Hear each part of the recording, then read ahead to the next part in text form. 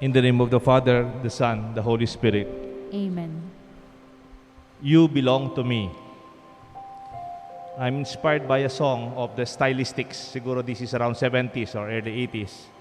Yung title ng song, Miracle. Sabi ng song, the sun belongs to the sky. The leaf belongs to the tree. The grape belongs to the vine. And you belong to me. Isn't it a miracle? It's another miracle. Thank God for the miracle. You belong to me. Parang this must be a love song. But I just take the cue from its line, you belong to me. More than this romantic expression, maybe this is what God wants to tell us through this Jesus teachings today. Meron akong nabasa, sabi niya, the trick in life is to belong. May I repeat? The trick of life is to know where you belong. Once you find out where you belong, you will be happy there. And this is so true for so many. For sure, we do not belong to Caesar. Or maybe those who are like Caesars of today. We don't belong to the powers of the world. Maybe you can be working in a big corporations, or maybe you are working in a big institution, or maybe you work in a government position. You don't belong there. Maybe for some time. But when you retire, when they give you that lack of appreciation, and they give you the retirement papers and your bonus and your pay, you realize there is more to where you belong in your profession, more than your work, more than your position. For sure, you do not belong for your money. Di ba may kasabihan ng mga Pinoy, mabuti pa ang pera may tao, pero yung tao walang pera. Parang sinasabi nila, hindi lang yung pera na may taong image ng tao, sometimes because you are so controlled by your money, you cannot go out to give, to share. You are so afraid to spend what you have. And in that sense, it does not really belong to you, but you belong to your property. You are controlled by your own seemingly belongings. The coin belongs to Caesar. The coin bears the image of Caesar. Give it to Caesar. Kung ka Caesar yan, bigay mo na sa kanila. No big deal, no big problem. And Jesus technically was correct.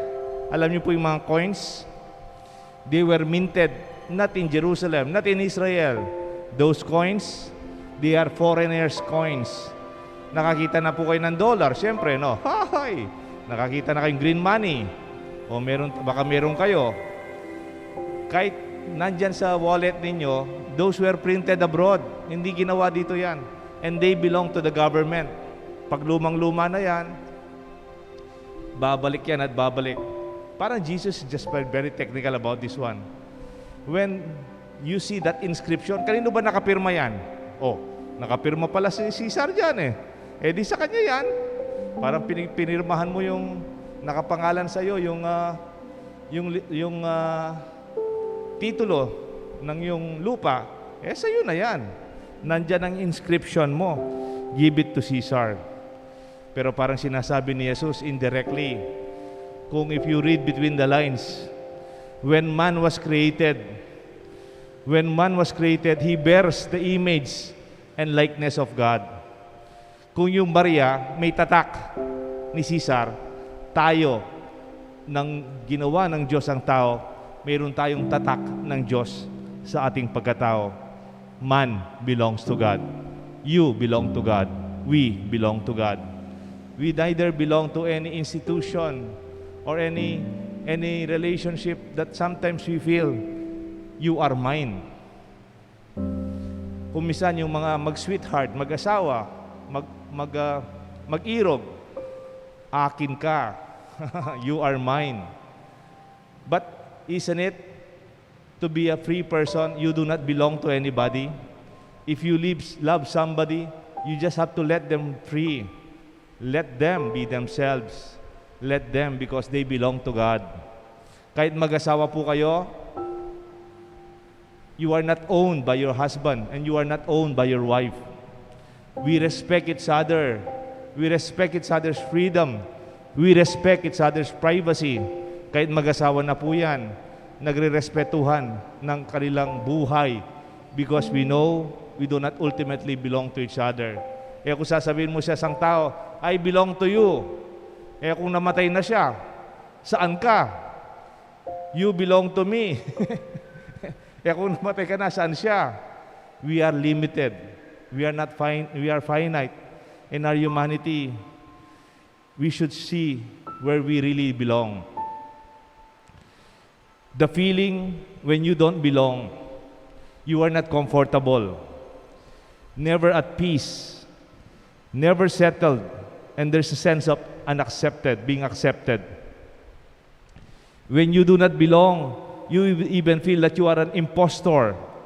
It's like you are so odd and you do not belong.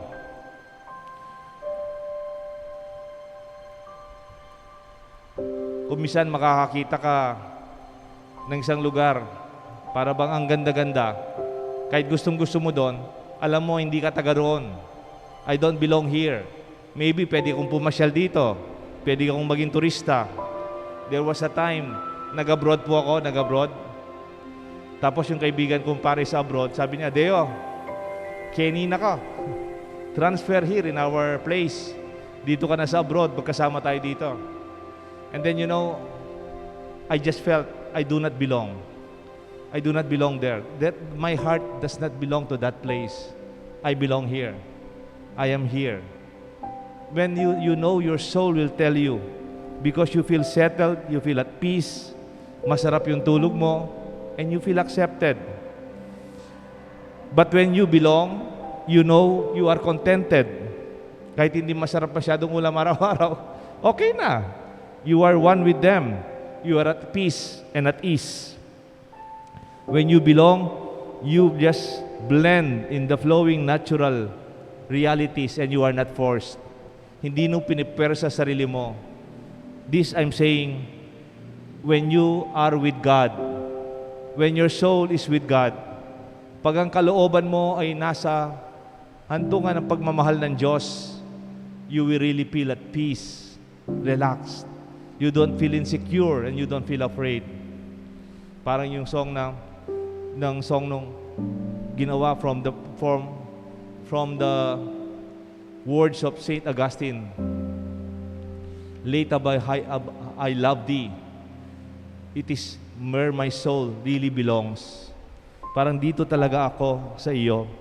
Nung bata-bata po tayo, meron tayong, di ba, alam niyo po yung pang bata, batibot. Meron nung batibot. Meron po silang yung kantang nursery rhyme. Alin ang naiba. Sabihin kung alin ang naiba. Isipin mabuti. Isipin kung alin ang naiba. Tapos magpapakita sila. Mansanas, bayabas. Alin ang naiba? Bayabas. Okay? Manok, baka. Alin ang naiba? Baka. Parang ganon. Pang bata lang.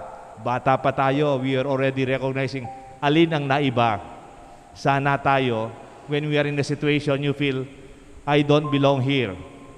Nakapalibot ka ng mga mansanas, bayabas ka. O nakapalibot ka ng manok, talaga namang baka ka. You should recognize that. Kahit tayo nakapalibot, or tayo we are surrounded by material things. We are surrounded with worldly things. We do not belong here. Tayo ay naiba. Hindi po tayo basta kamukha. kahit nakapaligid po tayo ng maraming bagay na mundo. Mayroon po isang magaling na writer sa poet po siya, ang pangalan niya Khalil Gibran. He's called the Prophet. He's a Pakistani. His book, one of his book, it was translated with so many, more than 100 languages. Meron po siya isang poem. Ang title niya, On Children. Children. Pag may anak ka, sabi niya, your children are not your children. They are sons and daughters of life's longing for itself. Yes, they come through you, but not from you. And through them, though they are with you, yet they do not belong to you. Parang sinasabi ni Khalil Gibran, kahit may anak ka, duman sa iyo ang anak mo, hindi sa iyo ang anak mo. Do not own. Huwag parang sabihin mo, anak kita, I control you, you are mine. Maybe this wisdom of Khalil Gibran further says, you may give them your love, but not your thoughts, for they are their own thoughts. You may house their bodies, but not their souls, for their souls dwell in the house of tomorrow, which you cannot visit even in your dreams. You strive to be like them, to seek to make them like you, but life goes not backward, but nor tarries with yesterday. You are the bows in which the children are living arrows are set forth. The archer sees the mark upon the path of the infinite, and he bends you with his might, that his arrows may go swift and far. Let your bending in this archer's hand be of gladness, for even he loves the arrow that flies, so he also loves the bow that is stable. Kahit may anak kayo, dumaan lang sa inyong mga anak nyo. Ngayon, nasa abroad na, may sariling pamilya, may sariling buhay. We do not own one another. We belong to God. I belong to God. And when you say that, it's very comforting. You are never afraid. You are never insecure.